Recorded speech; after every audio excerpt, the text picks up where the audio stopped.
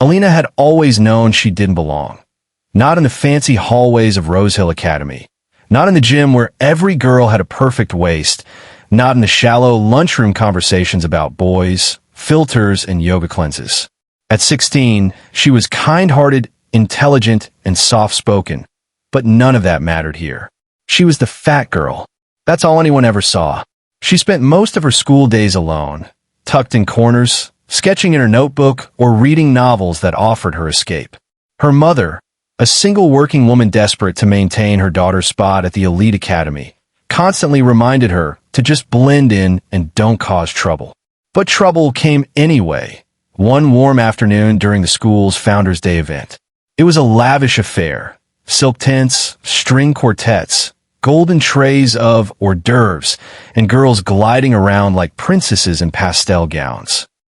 Alina stood on the edge in her simple navy dress, clutching a glass of lemonade, wishing she were invisible. Then it happened. She turned to walk away from the crowd, and in doing so, accidentally bumped into Zara, Mayor Aslam's daughter and the undisputed queen bee of the school. Alina's drink splashed all over Zara's imported gown.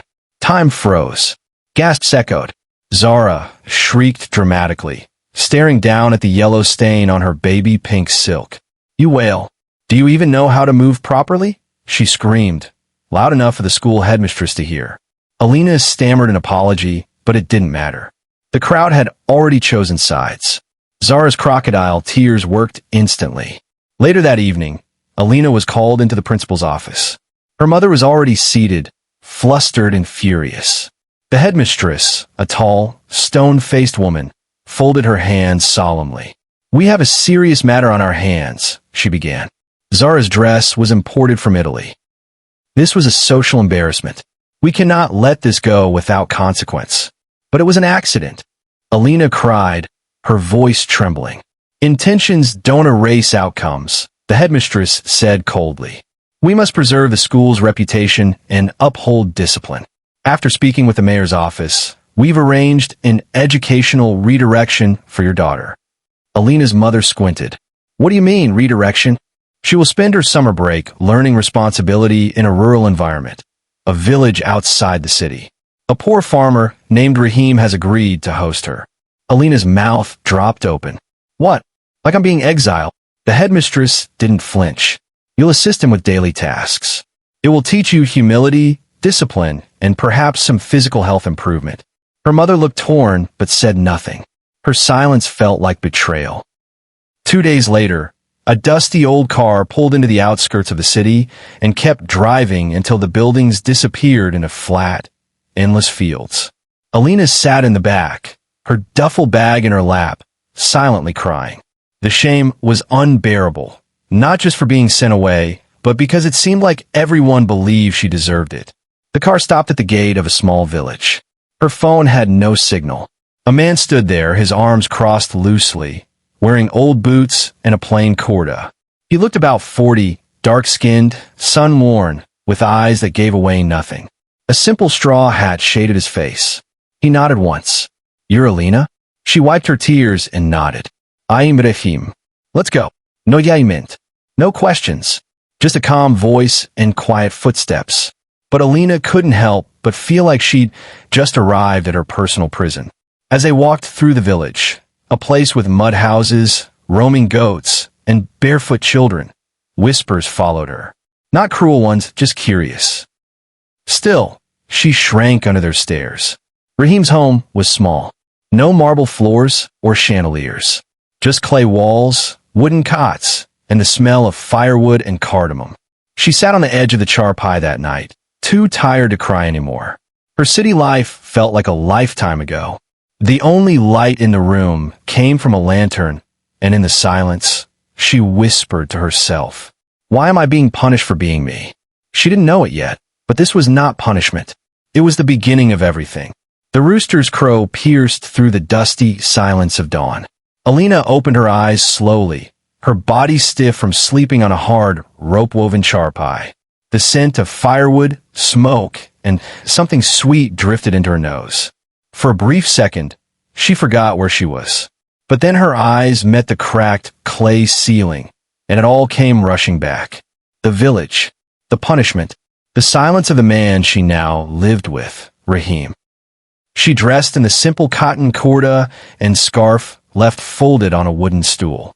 It wasn't her style, but there was nothing else to wear. Her branded hoodies and jeans from the city seemed like a joke now, mocking relics of a world that had rejected her. She stepped outside hesitantly, blinking into the rising sun. The village was already awake. Women fetching water from a hand pump, kids chasing a skinny cow, old men squatting under a neem tree sipping tea. Rahim stood by a row of small vegetable beds, holding 2 watering cans. Without a word, he held one out to her. She stared at him for a moment. "No good morning?" she asked, half joking. He raised an eyebrow, faintly amused. "Morning is better with work," he said simply. "No scordin, no piti, just a quiet man and a can of water." She walked over reluctantly and followed him between rows of mint, spinach, and coriander. He showed her how to pour gently at the roots, not flood the soil. She made mistakes, spilling water over her shoes, slipping once in the damp dirt. He didn't laugh. He just offered a hand to steady her and said, "You'll get it." After an hour, her back ached. Her hair clung to her forehead. But for the first time in weeks, her mind felt oddly still. At breakfast, Rahim set out 2 plates of roti, boiled eggs, and a small bowl of jaggery. He didn't sit across from her. He sat beside her like they were equals. "Isn't there a maid or something to help you?" she asked, biting into the warm flatbread. "I do my own work. Makes the food taste better," he replied. They ate in silence. Not the awkward kind, just a calm quietness that didn't require words. The day rolled on with small tasks. She helped him wash vegetables, fed the goats, and watched curiously as he repaired a broken section of fence using nothing but bamboo, rope, and patience. At first, it felt like exile. But as the days slipped by, something began to shift. Not just in her surroundings, but in her. Alina had never known how food grew. She'd never watched a seed sprout into a leaf. She'd never fed a baby goat or eaten mangoes straight from the tree. And she had certainly never known a man who treated her like a person instead of a body to be judged. Rahim never commented on her weight. He never made sarcastic remarks or asked about diets. He never stared too long or looked away too quickly. He just let her be. Each night, he'd leave a small gesture on the table outside her room. Fresh fruit, a scarf to protect her from the sun, or even a battered old book of poems in Urdu. He never said anything about them, and she never asked. But she began to look forward to those silent gifts more than anything. One evening, they sat under the stars after a long day of weeding. The air was cool, fireflies blinked in the dark, and the distant hum of crickets filled the silence. "Why did you agree to take me in?" Alina asked quietly, hugging her knees. Rahim sipped his tea before answering. "They called you a punishment, but I don't believe in punishing people for being different. Everyone has their season." She turned to him, unsure what to say. "You remind me of the mango tree," he said, nodding toward the orchard. "Takes years before it gives fruit, but when it does, it's sweeter than anything." Alina blinked away sudden tears. No one had ever spoken to her like that. Not her mother, not her classmates. No one. That night, as she lay on the charpai with a mango beside her bed and stars outside her window, Alina whispered to herself, "Maybe I'm not broken. Maybe I'm just growing." And for the first time in a long time, she didn't feel like crying. By the 3rd week, Alina no longer counted the days. Her hands had calluses, her cheeks were sun-kissed, and her clothes, once tight, hung a little looser. But more than anything physical, it was her eyes that had changed. They didn't dart away in shame anymore. They looked up. They laughed. They noticed things, like how Rahim always paused to admire the first bloom on a new plant, or how he greeted the cows by name as if they were friends, or how he always served her more food than himself, even when rations were low. One afternoon, after a long morning of working in the wheat fields, they rested beneath the shade of a large banyan tree. The sun filtered through the thick leaves and golden patches. Alina drank from a clay pot and watched Rahim scribble in a worn notebook. "You right?" she asked, surprised. Rahim glanced up, his expression unreadable. Only when there's too much in my head. She leaned closer. Like a journal? He hesitated, then handed her the notebook. His handwriting was bold and neat, filled with snippets of poetry, thoughts about the land, reflections on silence. Alina flipped through, reading a line aloud. The world rushes past the soil, but the soil waits. It always waits for rain, for sun, for understanding. She looked up, moved. You are a poet. He shrugged. Not a good one. It's beautiful. She saw it then, the gentleness in him. A man shaped by silence, not emptiness, but patience. He wasn't poor, not really. He was rich in a way no city man ever was. You should publish this, she said softly. Why, he asked. The plants understand me. They both laughed. It felt easy, that laughter like warm sunlight on cold skin. Later that week, as the monsoon season edged closer, the sky turned dark and heavy with clouds. One night, a fierce storm broke across the village with howling winds and torrential rain. Trees bent, windows rattled, and thunder shook the ground. Rahim burst into her room. The fence is down. We need to move the goats before they scatter. Without hesitation, Alina followed him out into the storm. Her kurtis soaked within seconds, her hair whipping wildly around her face. Together, they stumbled through the mud, calling the animals, herding them back into shelter. At one point, Alina slipped on the wet ground and nearly fell into a puddle. Rahim caught her just in time, his strong hand wrapping around her wrist. They stood close, heaving breaths, drenched, eyes locked. The moment held. Are you hurt? He asked. She shook her head, her voice lost in the rain. His gaze softened. You're stronger than you think. She felt her throat tighten, her chest ache, not from fear or exhaustion, but something deeper, something unfamiliar, something she hadn't dared to feel in years. By the time the storm passed, they were both soaked, caked in mud, and laughing breathlessly. That night, as she sat drying her hair by the clay stove, Rahim brought her a warm bowl of milk and honey. You were brave, he said. You didn't have to come out there. Most people from the city wouldn't have. Alina smiled. I'm not most people. No, he agreed. You're not. She looked at him, this man everyone thought was just a poor farmer, and wondered how many layers he had. How many secrets? Why do you live like this? She asked suddenly. You're educated, poetic, you could have been anything. Rahim stirred his tea slowly. I tried the city once. Wore suits. Work in offices. Had money. What happened? I lost myself. Found it again in the soil.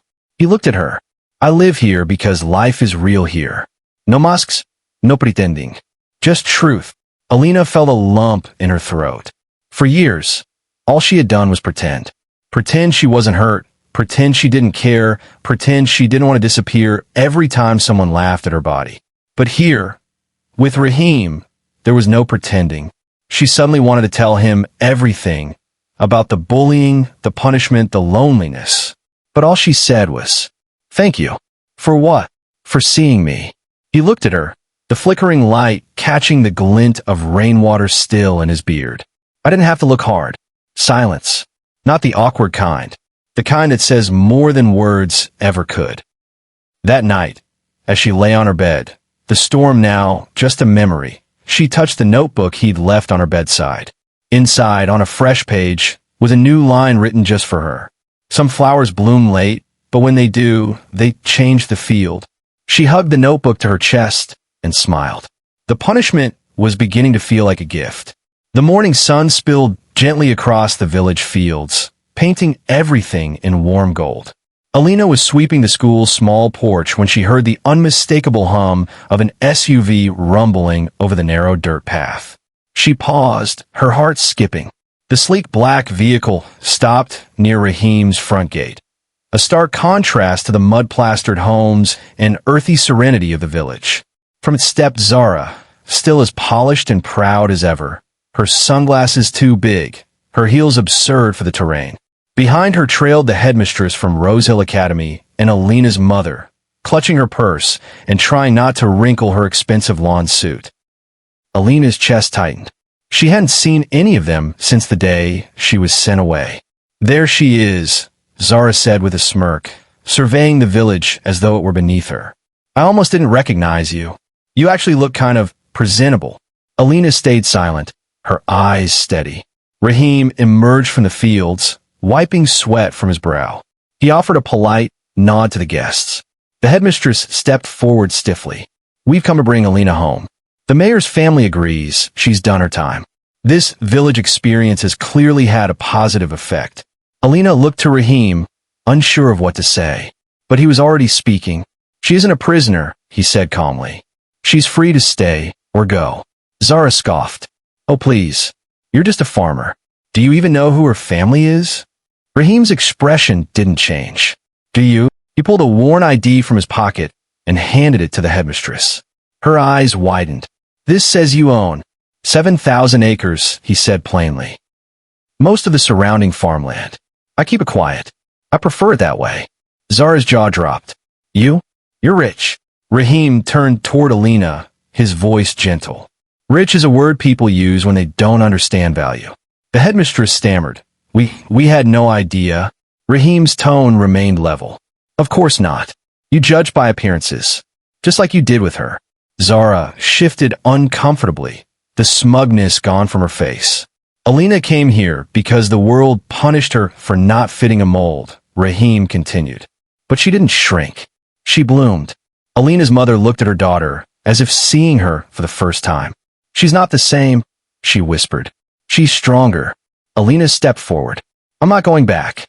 This place didn't change me. It revealed me. Zara climbed back into the SUV in silence.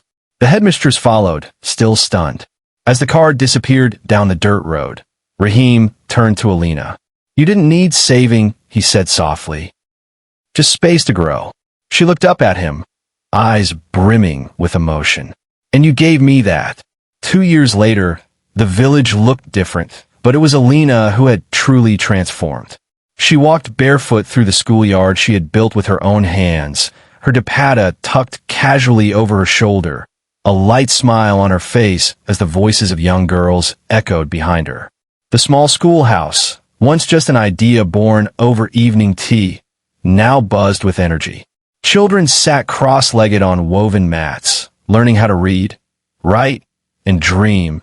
Many of them girls who, like Alina once had been told their worth was small.